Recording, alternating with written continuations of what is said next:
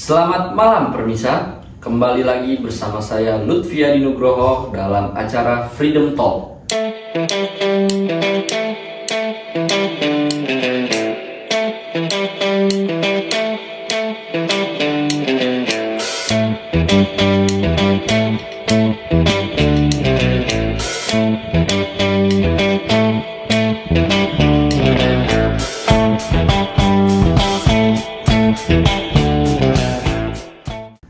Yang akan menemani Anda dalam 10 menit ke depan. Pada malam hari ini, saya akan memandu talk show dengan topik pembicaraan yang sedang ramai dibicarakan masyarakat, khususnya di kalangan muda-mudi di Indonesia ini, yaitu investasi bodong kripto. Yang kita ketahui, investasi kripto itu merupakan jenis investasi yang sudah banyak dipakai orang-orang. Dikutip dari Bitokto atau Badan Pengawas Perdagangan Berjangka Komoditi atau Bapepti mencatat hingga Oktober 2023 nilai transaksi aset kripto di Indonesia sudah mencapai 104,91 triliun. Sungguh angka yang sangat besar, bukan? Oleh karena itu, kita mendatangi narasumber dari sudut pro dan juga dari sudut kontra. Baik, saat ini kita sudah bersama Pak Sandi yang berada di sudut pandang kontra. Baik Pak Sandi, apa kabarnya? Baik Pak Adi, baik. Gimana tadi perjalanan dari rumah menuju ke sini? Apakah aman terkendali? Aman. Beda sedikit kemacetan tadi Bapak Adi. Wajar, Jakarta ya Pak? Iya Pak. Oke, baik langsung ke topik utamanya ya Pak. Baik, menurut Bapak Sandi sendiri nih, investasi kripto itu seperti apa sih? Baik Bapak Adi. Jadi investasi kripto ini adalah salah satu jenis investasi yang terbilang masih baru Bapak Adi ya. Yang dengan menggunakan mata uang digital, investasi kripto merupakan salah satu bentuk investasi yang muncul karena kemajuan teknologi modern.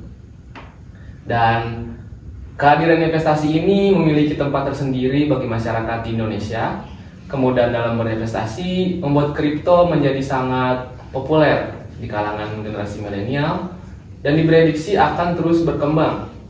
Namun di balik kemudahan yang ditawarkan, tak sedikit orang yang memanfaatkan investasi ini untuk penipuan, Bapak Adi. Baik, jika seperti itu, apa sih dampak dari pinjaman investasi kripto itu sendiri? Baik, Bapak Adi. Nah, jadi sering ditemui banyak orang ya yang malah merugi karena tidak paham cara kerja investasi kripto ini. Jadi bagi kita semua yang masih pemula, yang ingin ikut terjun ke dalam investasi kripto ini, sebaiknya pahami dulu tentang investasi kripto, mulai dari keuntungan, jenis, hingga kekurangan-kekurangan lainnya. Baik, berarti yang Bapak Sandi maksud itu kita harus belajar terlebih dahulu ya Pak? Betul Bapak Adi. Dari hal tersebut, adakah korban dari investasi ini? Korban, seperti yang kita ketahui Bapak Adi, kemudahan investasi ini memiliki dampak yang mengintai bagi nasabah. Jika mengetahui apa itu investasi kripto, dampak yang mengintai seperti cenderung ingin cepat profit, sehingga orang yang berinvestasi terburu-buru dalam mengambil keputusan, mudah untuk tertipu karena omongan janji manis tentang investasi. Baik. Berarti investasi kripto ini untuk kalangan muda-mudi yang ingin tergiur dengan mindset cepat ingin kaya itu sangat tidak menguntungkan sekali ya Pak Sandi. Iya Bapak Adi. Oke, baik, terima kasih Pak Sandi atas jawabannya. Kita semua sini jadi tahu dampak dari investasi kripto ini. Jadi buat kalian semua hati-hati dalam melakukan investasi. Kita akan kembali lagi setelah jeda pariwara berikut ini. Silakan Pak Sandi. Bye-bye UN, welcome kuliah. Gemilang masa depan, pilihan ada di kamu. Bersama Universitas Bina Sarana Informatika melalui program Diploma dan Sarjana Sistem Informasi. Pilihan tepat menyongsong masa depan yang menginspirasi. So, tunggu apa lagi? Daftar kuliah melalui aplikasi MPMB UBSI. Dari Sabang sampai Merauke, semua bisa kuliah. Kuliah, BSI aja. Kembali lagi bersama saya Lutfi Adi Nugroho dalam acara Freedom Talk.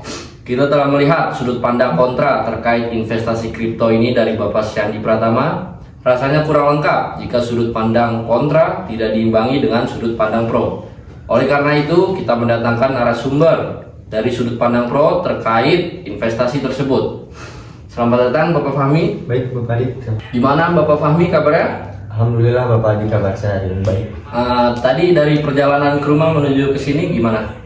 Kebetulan jarak dari rumah ke acara ini sekitar 15 menit, jadi ya aman terkendali. Oh Bapak rumahnya dekat sini? Ya. Oke baik. Kita langsung masuk ke topik materi kali ini ya Pak? Ya, Baik. Bapak Adi. Saya dengar Bapak Fahmi ini mendukung adanya investasi kripto itu. Apakah benar begitu Pak? Ya benar, saya mendukung adanya investasi ini berdasarkan pengalaman saya Bapak Adi. Saya dan rekan-rekan saya pernah terbantu dengan adanya investasi ini. Karena modal untuk investasi kripto ini terbilang cukup murah. Investasi ini juga sudah diawasi oleh Bapepti, jadi terbilang aman untuk berinvestasi. Oke. Dari penjelasan Bapak tadi, berarti ada keuntungan investasi tersebut. Kalau boleh tahu, keuntungannya apa sih Pak? Sebelum ke keuntungan, mending kita ke persyaratannya dulu Pak. Di sini tuh persyaratannya cukup mudah, hanya menggunakan kartu tanda penduduk. Kita semua sudah bisa berinvestasi. Dan proses transaksi untuk memulai kripto ini cukup mudah Pak. Investasi ini juga memiliki potensi profit tinggi. Tidak ada yang dapat mengatur kecuali kita sendiri Bapak Adi. Akses sangat mudah, bisa melalui smartphone atau laptop dan bersifat transparan. Oke, baik. Berarti kalau untuk memulai investasi ini gitu harus syarat kewajibannya itu mesti legal dulu ya Pak? Ya Bapak Adi, betul. 17 plus. Jadi seperti itu penjelasan dari Bapak. Oke, dari penjelasan Bapak Fahmi ini, apa sih yang sudah Bapak capai? Apa pendapatan yang telah Bapak dapat setelah Bapak mengikuti atau terjun langsung ke dalam investasi kripto ini? Mungkin banyak dan beberapa kan saya sebutkan ya Pak. Mulai dari bukannya saya sombong, saya mempunyai mobil di rumah tuh lebih dari 3 unit Pak, oleh dari investasi kripto ini. Dan sampai sekarang alhamdulillah saya bisa menghidupi keluarga di rumah Pak. Kurang lebih seperti itu sih Pak. Baik, jadi seperti itu penjelasan dari Bapak Fahmi ya. Oke, Bapak, kalau boleh tahu nih, apa sih dampak positif yang bisa kita ambil dari investasi kripto ini Pak?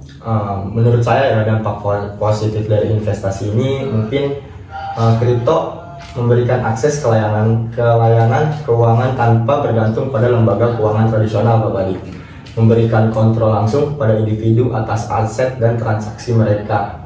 Itu Bapak Adi. Jadi menurut saya bisnis ini baik buruknya bisa kita yang mengatur.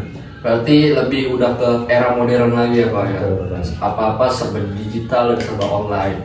Oke, sekarang buat ke Bapak Sandi nih. Kebetulan Pak Sandi juga dari sudut pandang kontra ya. Kalau boleh saya tahu nih Pak, apa sih dampak negatifnya nih? Kan dari Bapak Fahmi udah dampak positif, sekarang Bapak Sandi, dampak negatif dari investasi kripto itu apa ya Pak? Untuk dampak negatifnya mungkin seperti yang sudah saya jelaskan tadi di awal ya Bapak Adi ya. Karena investasi kripto ini bodong ya. Tidak sedikit juga orang akhirnya banyak tertipu menjadi korban. Seperti ada salah satu seseorang warga pada Jumat 5 November tahun 2021 lalu. Dia melapor ke Polda Metro Jaya menjadi korban. Akhirnya dia rugi sebesar 2,5 miliar. Seperti itu Bapak Adi. Lumayan besar juga ya Pak? Oke, boleh sekarang dari Bapak Fahmi penjelasan atau saran dari Bapak? Buat saya pribadi, saran dari saya ya buat kalian semua yang ingin terjun ke dunia kripto, paling pastikan untuk memahami sepenuhnya cara kerja kripto tuh kayak apa sih. Terus kayak kita harus tahu teknologi blockchain juga, karena pendidikan mendalam tuh kayak serta pemahaman dapat membantu Anda buat keputusan investasi agar lebih baik Pak Adi. Oke. Berarti dapat kita simpulkan kalau teman-teman atau masyarakat nanti yang mau terjun ke investasi kripto itu dipastikan harus punya duit yang dingin dulu. Terus harus pintar mengelola duit atau money management dan jangan gampang mudah terhasut oleh ajakan-ajakan yang tidak benar. Baik, tidak terasa sudah 10 menit saya menemani Anda di program Freedom Talk yang memberi sudut pandang baik pro maupun sudut pandang kontra terhadap investasi kripto. Terima kasih untuk kedua narasumber. Saya Lutfi Nugroho pamit undur diri. Sampai jumpa di talk show selanjutnya.